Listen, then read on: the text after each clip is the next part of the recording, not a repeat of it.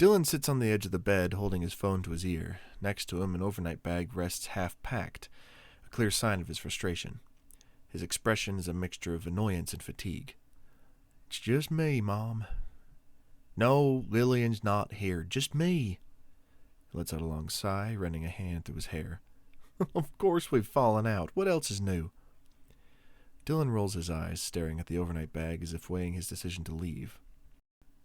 "It's nice having you close by again." "Cousin who?" "Rachel." "How much is she looking for this time? Enough to pay off Austria's national debt?" He chuckles at his own joke, though there's a touch of bitterness in it. His eyes drift to the window where the late afternoon sun casts long shadows. "All right, I'll see you at the house later." Suddenly his face softens as the conversation shifts, his tone becoming more serious, almost guilty. "No, I won't hurt her, Mom. I know how much you love Lillian. Probably more than me." Dylan leans back against the bed frame, his free hand rubbing the back of his neck, half amused and half resigned. "I knew it. No shame at all." Shakes his head, a wry smile tugging at the corner of his lips before he ends the call. As he sets the phone down on the nightstand, he glances at the packed overnight bag, his expression conflicted. With a sigh, he stands up, looking towards the door as if unsure whether to stay or go.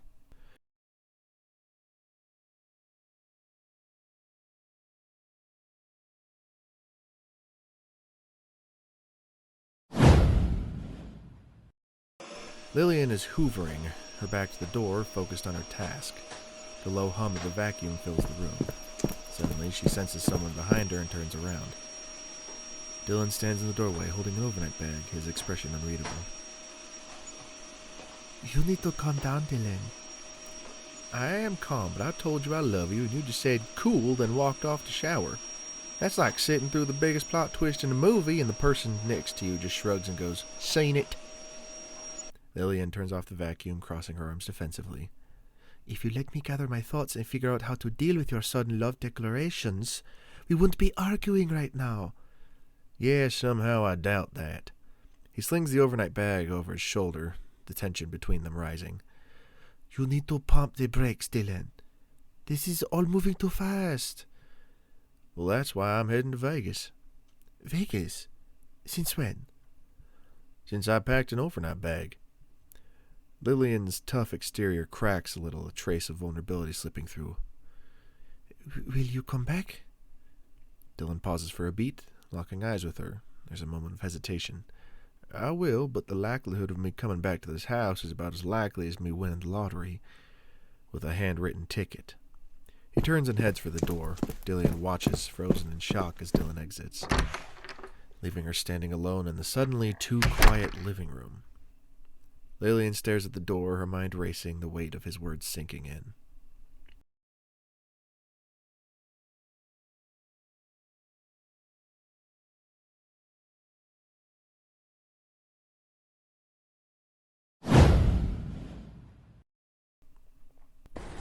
Dylan's chauffeur drives into an exclusive apartment block with gates. Still in New Jersey. Gates open and Dylan is driven in.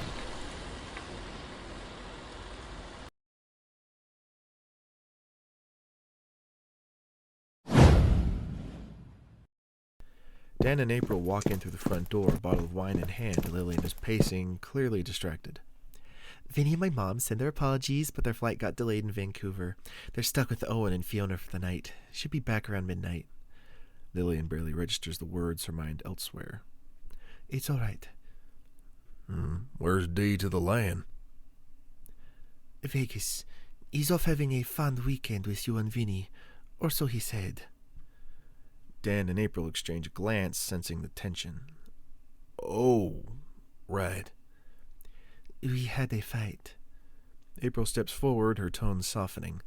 "I'm sure it won't last." "Yeah, Dylan's a pretty mature guy. I mean, I'm basing that on zero information since he never really talks about his feelings, but hey, it's nice to be optimistic, right?" Lillian gives a weak smile, shaking her head. "He wants me to commit to him." "Is that such a bad thing?" "No, but I know where commitment leads. Marriage, kids, a future, and..." You've always done things on your own. You live in the now, not the future. Never been able to trust it because, well, the present has never really given you the confidence to. Exactly.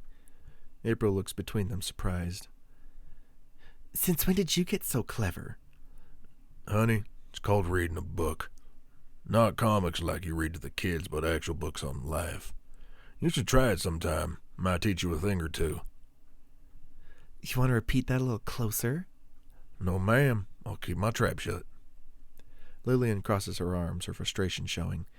Dylan keeps telling me you need to break out of this curse. He says this funk, won't keep me safe forever. And it's time to mold a fearless future, but I'm just stuck. I get it. A lion doesn't just wake up one day and decide to stop hunting buffalo and start hunting lions. He evolves into that, once he sees what those rewards are. It takes time to live in that new reality before you're ready to call yourself king of the jungle. April rolls her eyes. You need to pipe down with all that lion stuff. I'm not ready for that leap yet. April steps closer, her tone becoming more urgent. But you've seen the other side, right? You've glimpsed what a fulfilled life could be. You've given a chance at happiness, Lillian. Why not take it? Take the leap. Lillian's voice falters, doubt creeping in. I'll be walking over a breach, but how do I know it won't shatter underneath me? Dan's tone softens, his words sincere. You won't know until you break the curse, Lillian. You have to believe in yourself and in the love you and Dylan share. It's the only way. Lillian exhales deeply, the weight of the moment settling in.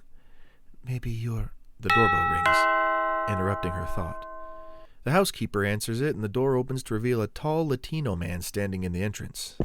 Lillian freezes, her breath catching in her throat as the man steps inside. Well, this just got interesting. April glances at Lillian, waiting for a reaction as the room fills with an uneasy tension.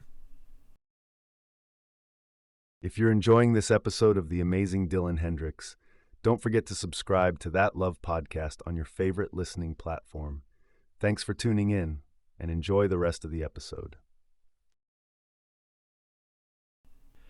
Javier enters with a cheap, smug grin plastered on his face, glancing around with false admiration. Oh, nice crib. Real homey. Shame I can't say the same for the company. Lillian's expression hardens, eyes narrowing. Get out, Javier. Dan steps forward, his posture firm. You might want to listen to her unless you're in the mood to get shot. And punched in the face by me. Javier's smugness doesn't falter as he saunters further into the room, ignoring them. I'm not going anywhere until I see my son. Lillian scoffs, crossing her arms. You haven't seen him in 2 years, Javier. And in case you forgot, he's at Harvard. Not that you'd know, considering you never call. Javier waves her off with a dismissive chuckle, stepping closer to Lillian. He leans in, attempting to kiss her on the cheek. Dude, and my foot's going up your ass. Javier smirks but pulls back, clearly enjoying himself. So you mentioned you might have found yourself a new home, and a new man. Lillian glares daggers at him. Stay away from my son. Don't ever go near him again. Javier shrugs, glancing around at the decor with a sneer. Our son. And by the way, this place, pretty charmless. Lacks any real taste, just like your choices. April steps forward, her fists clenching. Like your personality, you mean? Javier chuckles, giving April a leering look. What a spirited lady. I can't imagine men like women like you anymore. We prefer them silent. April starts to lunge forward, her arm already mid-swing, but Lillian catches her by the wrist. No, let me do the honors. Without hesitation, Lillian delivers a swift, brutal kick to Javier's groin. He doubles over in pain, gasping. Before he can recover, Lillian punches him square in the face. Damn! Sending him stumbling back. Dan immediately grabs Javier by the collar, yanking him upright. He marches him towards the door. And don't you come back. April swings the door open with satisfaction, and Dan throws Javier out into the porch. He lands in a heap, groaning, the door slamming shut behind him. April turns back, her tone softening as she looks at Lillian. Now, Lillian, has Dylan ever treated you like that? Lillian, still catching her breath, shakes her head. Never. April steps closer, her voice filled with warmth. So why do you ever worry he will? A small smile creeps onto Lillian's face as she finally exhales, the tension leaving her shoulders. Maybe I shouldn't. The three of them stand together, the tension dissipating as Lillian's smile grows a little brighter.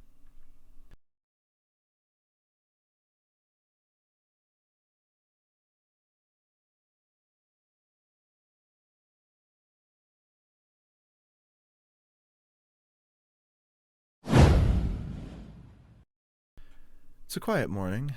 Pam Miller walks into the living room carrying a steaming mug of coffee. Dylan sits on the couch, looking distant, lost in thought. Pam hands him the cup, giving him a warm, motherly smile. Well, here you go, Morning Joe. Oh, thanks, Ma. Pam sits down beside him, her eyes narrowing slightly as she studies her son. You're welcome. Now, don't take this the wrong way, and before you get defensive, I love having you here, but something's off. I'm fine. Pam raises an eyebrow, unconvinced. Honey, before your 2 days ago, you hadn't visited us in over 5 months.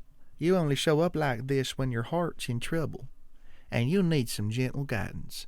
What's wrong, Munchkin? Dylan chuckles lightly. There's an uneasiness in his posture. He avoids eye contact. You're gonna judge me. I promise I won't. Now talk to me. Let me heal that heart of yours. Dylan takes a deep breath, running a hand through his hair. Lillian and I were a thing. Pam smiles knowingly. I know. Dan looks up, surprised. Wait, you know how? Honey, you're a celebrity. I seen picture of you two around town looking all loved up. I can't put 2 and 2 together. Right. Dylan exhales, a mix of relief and hesitation. Right, well, I've fallen for her, and I want to take things to the next level, but... She's hesitant. She doesn't think she's ready? No, exactly. And am I wrong for thinking that if she's not ready now, she probably never will be? Pam takes a moment, considering her words carefully. No, you're not wrong to wonder. But you need to see things from her perspective.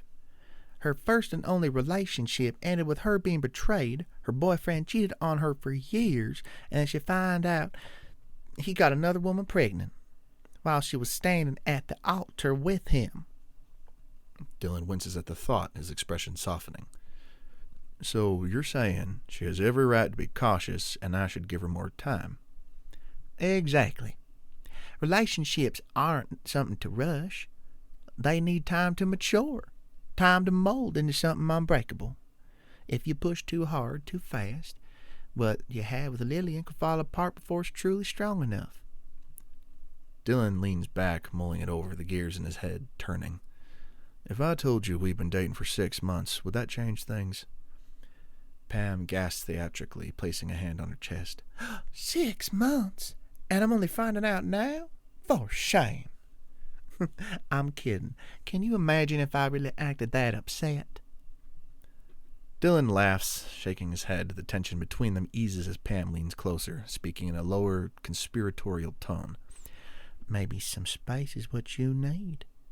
Go on a holiday. Let her miss you. Give her time to think about you constantly. Then when you come back... I'll find Lillian pining for me? Exactly. And if you're thinking about taking a trip, remember, your mom hasn't gone on a cruise in a while, and your stepfather's refusing to take her. Something to think about. Dylan chuckles, shaking his head. Love you, Mom. Love you too, weirdo. Pam pats him on the back as she stands up, leaving the room with a satisfied smile. Dylan watches her go, then pulls out his phone. He hesitates for a moment before sending a text to Lillian.